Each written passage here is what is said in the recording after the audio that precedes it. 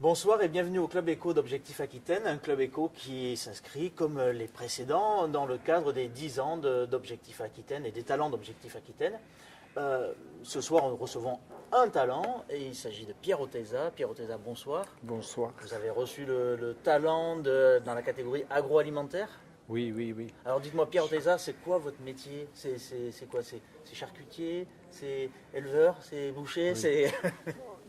On le fait à l'ordre puisqu'on élève d'abord les cochons, ensuite on les transforme et on les commercialise. D'accord, en fait là vous êtes de l'amont à l'aval, comme on dit, Voilà. de la filière. De la fourche à la fourchette. Vous les commercialisez, vous avez combien de boutiques justement? Oui, alors aujourd'hui en France on a 10 boutiques et on a le site internet, voilà, ça fait 11 boutiques.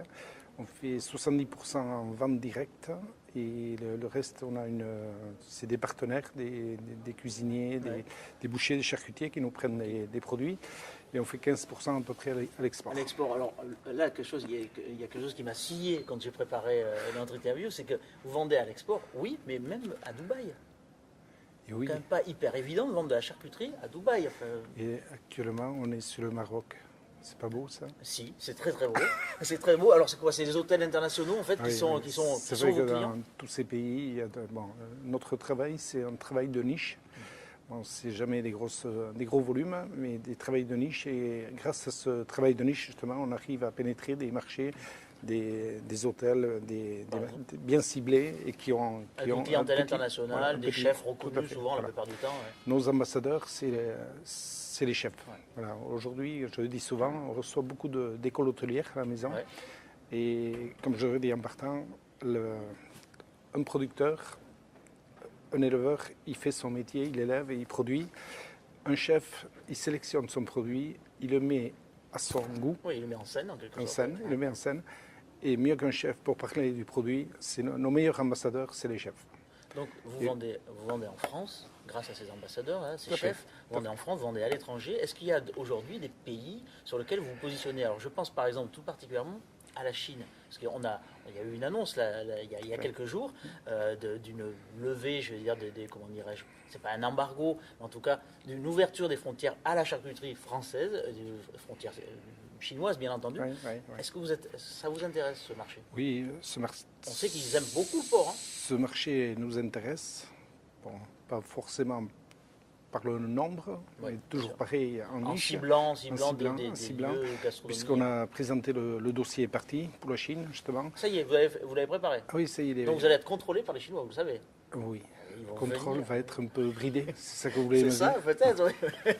Ça va peut-être être un peu dur. Il y a 2 ans, j'ai fait un salon en Chine, avec les salaisons, justement. Et c'est vrai que c'était très dur de démarrer, parce qu'on a démarré un jour en retard par rapport aux autres, aux vins, tout ça.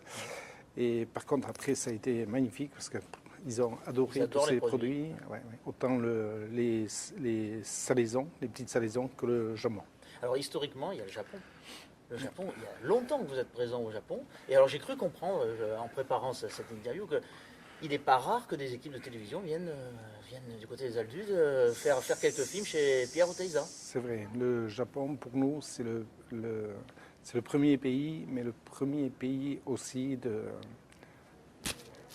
du cœur, hein, si on peut dire ça. D'accord. Et vous avez une vraie histoire avec le Japon? Oui, c'est-à-dire les Japonais, c'est des personnes qui sont super, puisqu'ils ont un respect du produit, un respect un petit peu de ce qu'on parlait des cuisiniers. Mais le japonais, c'est un petit peu ça. Il choisit son produit, il le respecte, il le mène. Et surtout, je pense qu'un japonais, il ne va jamais essayer de copier un produit, quoi. Au contraire, il va le mettre en valeur parce qu'il a trouvé ce produit, le produit qui est fabriqué comme ça, qui a le mérite de... Voilà. Et ça, pour un producteur, c'est magique, quoi. Et c'est vrai qu'aujourd'hui, on a toutes les semaines, on a des Japonais à la maison. Toutes les semaines. Ouais. Pas des télés. Hein. Ouais, mais en tout cas des Japonais. Des Japonais. Et on a des Japonais qui travaillent à la maison, puisque c'est des clients qui nous ont envoyé des cuisiniers pour qu'ils voient un peu, pour qu'ils travaillent et pour mieux justement travailler ensuite là-bas. Dites-moi, vous avez inventé le tourisme porcin, en quelque sorte. Le tourisme charcutier. Oui, Du mais côté des Aldudes. c'est- L'office de tourisme doit vous référencer maintenant. Je pense qu'aujourd'hui, simplement, aujourd'hui on a tellement compliqué tout, le monde est tellement compliqué, que les choses simples ont une valeur. Le Quoi. succès. Voilà. Et aujourd'hui, on a créé une petite une découverte du port en montagne, une balade qui se fait à 1h30. Et c'est vrai que Ben ça tous les jours, il y a ça du fait mouche. monde et ça plaît. Et voilà. Pourtant, c'est tout ce qui est le plus simple et voilà, c'est bien. Une histoire simple, mais une success story quand même. Pierre Oteiza, je vous remercie. Merci beaucoup. Et encore une fois, bravo pour ce talent. Mileshker, merci bien. Mais merci à vous, Mileshker aussi. Eh bien, Mileshker à vous aussi. Merci d'avoir suivi ce Club Éco d'Objectif Aquitaine et je vous donne rendez-vous à la prochaine édition. À bientôt. Au revoir.